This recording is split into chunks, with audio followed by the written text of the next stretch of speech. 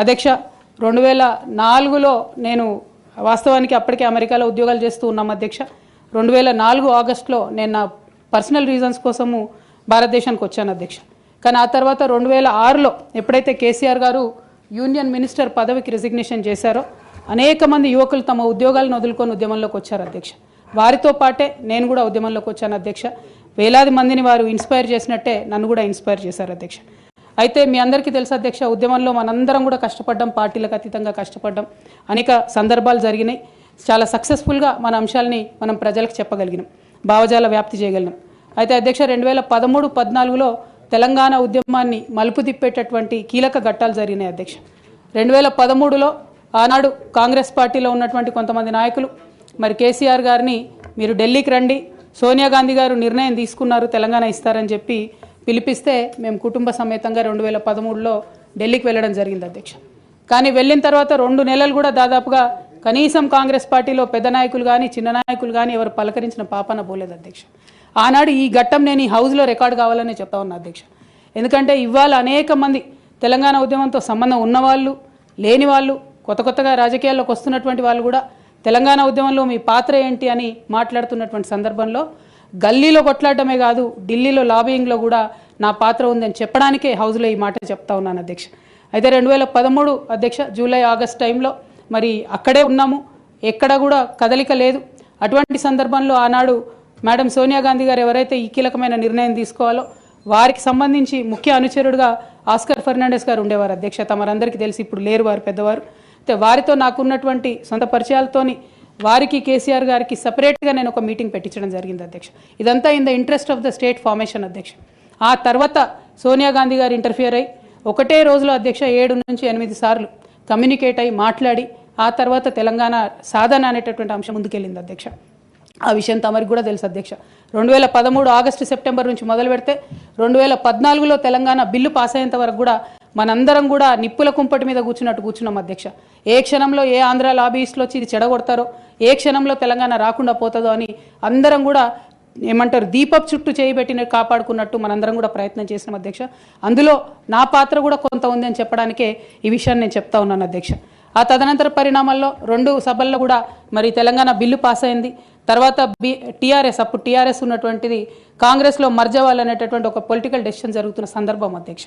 అయితే మర్జ్ అవ్వలేదు అధ్యక్ష. అప్పుడు మర్జ్ అవ్వకపోతే ఏమైంది, ఇండిపెండెంట్గా టీఆర్ఎస్ ఇక్కడ పోటీ చేయాల్సిన పరిస్థితి వచ్చింది. వాస్తవానికి అధ్యక్ష ఏ మహిళ అయినా కూడా ఒక కెరీర్ ఎంచుకునే ముందు, ఒక ఉద్యోగం చేసే ముందు తన కుటుంబం ఏంటి, కుటుంబ పరిస్థితి ఏంటి, రేపు పొద్దున్న నేను ఉద్యోగం చేస్తే నా పిల్లలకు సమయం ఇవ్వగలుగుతానా, కుటుంబ వ్యవహారాలకు సమయం ఇవ్వగలుగుతానా అని ఆలోచించుకుంటారు అధ్యక్ష. నేను కూడా ఉద్యమంలోకి వచ్చే ముందు 3 నుంచి 4 నెలలు చాలా సుదీర్ఘంగా ఆలోచించి నా జీవిత భాగస్వామితో చర్చించిన తర్వాతనే నేను ఉద్యమంలోకి రావడం జరిగింది అధ్యక్ష. అయితే ఈ విషయం ఇప్పుడు ఎందుకు చెప్పాల్సి వస్తుందంటే అధ్యక్ష, నేను ఎప్పుడైనా కూడా మన తెలంగాణ నుంచి ఒక ఇంటర్నేషనల్ స్థాయి ఎన్జిఓ నడపాలనుకున్నాను అధ్యక్ష. నేను పాలిటిక్స్లోకి వస్తానని అనుకోలేదు. కాకపోతే 2013-14లో ఎప్పుడైతే ఈ పరిణామాలు జరిగినాయో, టీఆర్ఎస్ పార్టీ ఒంటరిగా పోటీ చేయాల్సి వచ్చిందో అధ్యక్ష, ఆనాడు నాకు పార్టీ నుంచి వచ్చినటువంటి రిక్వెస్ట్ ఏంటంటే, నువ్వు నిజామాబాద్లో చేసినటువంటి పనికి నిన్ను నిజామాబాద్లో దాదాపుగా ఇంటింటికి గుర్తుపడతారు కాబట్టి నువ్వు ఎంపీ టికెట్ తీసుకొని అక్కడ ఉంటే అందరు ఎమ్మెల్యేలు మనం గెలిచేటటువంటి ఆస్కారం ఉంటుంది, కాబట్టి నువ్వు ఇక్కడ పోటీ చేయాలని ఆనాడు టీఆర్ఎస్ పార్టీ నాకు పిలిచి పార్లమెంట్ టికెట్ ఇచ్చింది అధ్యక్ష. నేను ఎప్పుడు కూడా వారిని అడుక్కొని టికెట్ తీసుకోలేదు అధ్యక్ష. ఆ నిజామాబాద్ ప్రజలు దాన్ని గౌరవించారు.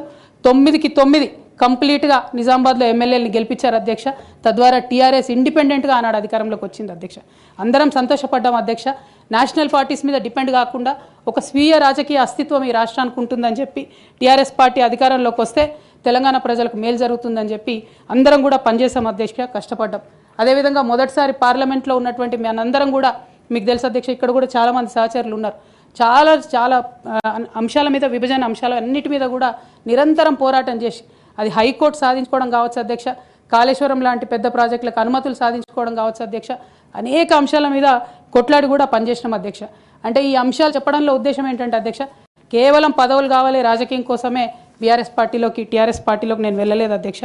ఆనాడు టీఆర్ఎస్ పార్టీకి అవసరం, తెలంగాణ ప్రజలకు అవసరం అని చెప్పినారు కాబట్టి వెళ్ళిన అధ్యక్ష. వెళ్ళిన తర్వాత కూడా నిజామాబాద్ పార్లమెంట్లో ఉన్నటువంటి వారందరికీ తెలుసు అధ్యక్ష, ఒక 20 సంవత్సరాలు పెండింగ్ ఉండే అధ్యక్ష నిజామాబాద్ పెద్దపల్లి రైల్వే లైన్. కానీ మొదటి 2-3 సంవత్సరాలలోనే వెంటబడి నేను అది పూర్తి చేసుకోగలిగిన అధ్యక్ష. అంటే ఇట్లా ఒక్కొక్కటి ఏ రోల్ ఇస్తే ఆ రోల్లో పని చేసుకుంటూ వెళ్ళినాం అధ్యక్ష. ఏ రోల్ ఇస్తే ఆ రోల్లో డెడికేటెడ్గా తెలంగాణ ప్రజలకు పనికొచ్చేటట్టుగా చేసినాం అధ్యక్ష. సో 2014లో తెలంగాణ జూన్ 2న వస్తే సెప్టెంబర్లో బతుకమ్మ పండుగ వచ్చింది అధ్యక్ష. నేను అంతకుముందు తెలంగాణ జాగృతి నుంచి దాదాపుగా 8-9 సంవత్సరాల నుంచి కంటిన్యూస్గా బతుకమ్మ పేరుతోని ప్రతి సంవత్సరం కార్యక్రమాలు చేసేదాన్ని అధ్యక్ష.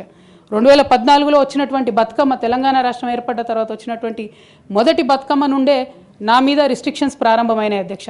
పొలిటికల్ పార్టీలో ఒక వ్యక్తిని స్వేచ్ఛను ఎట్లా హరిస్తారని చెప్పడానికే ఎగ్జాంపుల్ చెప్తా ఉన్నాను అధ్యక్ష. అధ్యక్ష, ఇక్కడ పర్సనల్ ఇష్యూస్ మాట్లాడకుండా నేను రూల్ పొజిషనే కోట్ చేసి మాట్లాడతాను అధ్యక్ష. అధ్యక్ష, section 29A of representation of peoples act ఉంటుంది అధ్యక్ష. It is a statutory obligation for political parties to follow democratic norms. అంటే ఒక వ్యక్తి ఒక పార్టీలో చేరాడంటే ఆ వ్యక్తి యొక్క భావజాలాన్ని కానీ, ఆ వ్యక్తి యొక్క భావ ప్రకటన స్వేచ్ఛను కానీ ఆ పొలిటికల్ పార్టీస్ హరించడానికి లేదు అధ్యక్ష. నేను గత 8 సంవత్సరాలుగా ఇండిపెండెంట్గా ఒక వ్యక్తిగా సంస్థను నడుపుతూ చేస్తున్నటువంటి ప్రయత్నాలని అడ్డుకట్ట వేయడానికి మొదటి రోజు నుంచే ప్రయత్నం జరిగింది అధ్యక్ష.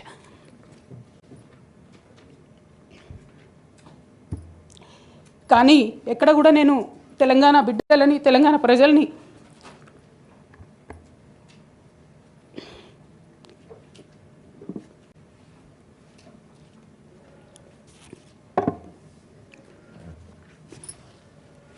వాళ్ళను డిసప్పాయింట్ చేయదు కాబట్టి నవ్వుతూ పనిచేస్తూ వెళ్ళిపోయిన అధ్యక్ష. ఇప్పుడు నా దగ్గరికి ఎప్పుడు పెద్దవాళ్ళు, పైరవికారులు, కాంట్రాక్టర్లు ఎవరు రాలేదు అధ్యక్ష. నేను ఎప్పుడు కూడా పేద ప్రజల మధ్యలోనే ఉండి పనిచేస్తున్నాను అధ్యక్ష. నా దగ్గరికి వచ్చినటువంటి బీడీ కార్మికులు కావచ్చు, బీడీ టేకేదారులు కావచ్చు, అంగన్వాడీ టీచర్లు కావచ్చు, ఆశా వర్కర్లు కావచ్చు, ఐకేపీ ఎంప్లాయీస్ కావచ్చు అధ్యక్ష, అదేవిధంగా జిహెచ్ఎంసీ కార్మికులు కావచ్చు అధ్యక్ష, టీచర్లు కావచ్చు అధ్యక్ష, నిరుద్యోగులు కావచ్చు, ఆడబిడ్డలు కావచ్చు, సింగరేణి ఉద్యోగులు కావచ్చు, కరెంట్ ఎంప్లాయీస్ కావచ్చు, ఎవరు వచ్చినా అధ్యక్ష నేను కాదనకుండా నాకెంత వీలైతే అంత పనిచేసి పెట్టేటటువంటి ప్రయత్నం చేసిన అధ్యక్ష. అయినా సరే అధ్యక్ష, పార్టీ మౌత్ పీసులుగా ఉండేటటువంటి పార్టీ పేపర్లు, పార్టీ ఛానళ్ళు ఏ ఒక్కరు కూడా ఎన్నడూ కూడా మద్దతు ఇవ్వలేదు అధ్యక్ష. అయినా సరే ధైర్యం వదులుకోకుండా మొక్కువని ప్రయత్నంగా నేను ప్రయత్నం చేస్తూనే వెళ్ళాను అధ్యక్ష. తెలంగాణ రాకముందు, బీఆర్ఎస్ ప్రభుత్వం ఏర్పడకముందు ఒక మాట అనుకున్నాం అధ్యక్ష. కేసీఆర్ గారే పదే ఈ మాట చెప్పారు.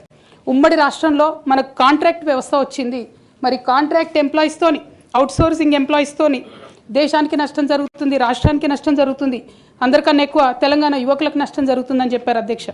ఆనాడు వారు సరదాగా ఒక మాట అనేవాళ్ళు, అందరికీ కాంట్రాక్ట్ పోస్ట్ ఉంది, మరి ముఖ్యమంత్రికి కూడా కాంట్రాక్ట్ పోస్ట్ ఉంటుందా అని చెప్పి ప్రశ్నించేవారు అధ్యక్ష.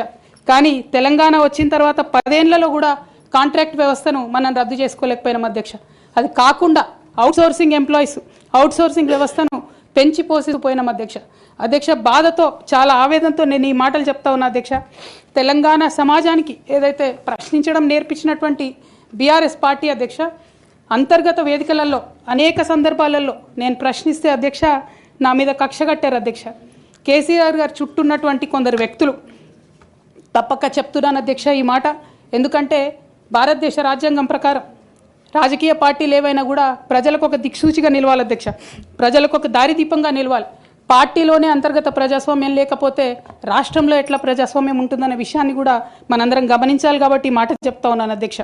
మరి కక్షగట్టి నన్ను ప్రశ్నించినందుకు పార్టీ నుండి బయటకు పంపించారని చెప్పక తప్పదు అధ్యక్ష.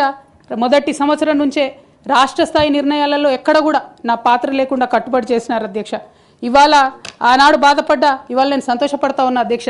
ఎందుకంటే అధ్యక్ష, ధర్నా చౌక్ రద్దు చేయడం అనేటటువంటిది ప్రజాస్వామిక హక్కుల్ని కాలరాయడంలో మొదటి మెత్త అధ్యక్ష. ఆనాడు ఇంటర్నల్గా ఎంత ప్రొటెస్ట్ చేసినా కూడా రాష్ట్రం వచ్చింది, ఇప్పుడు ధర్నాలు ఎందుకు, దరఖాస్తులు లేవు, ధర్నాలు లేవు, అన్ని పనులు చేసి పెడతామని చెప్పుకుంటూ వెళ్ళడం జరిగింది అధ్యక్ష. అట్లానే రైతులకు జరిగినటువంటి అక్రమ అరెస్టులు అధ్యక్ష, ఇవాళ ఒక్కొక్క దగ్గర నుంచి రైతులు మాట్లాడుతూ ఉంటే బాధ తట్టుకోలేకపోతున్నాం అధ్యక్ష.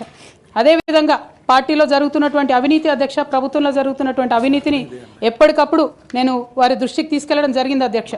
అమరజ్యోతి నుంచి మొదలు పెట్టుకుంటే అధ్యక్ష, అంబేద్కర్ విగ్రహం దగ్గర నుంచి మొదలు పెట్టుకుంటే అధ్యక్ష, సెక్రటేరియట్ నుంచి మొదలు పెట్టుకుంటే అధ్యక్ష, కలెక్టరేట్లలో కూడా తీరని అవినీతి జరిగిన మాట ముమ్మాటికి వాస్తవం అధ్యక్ష.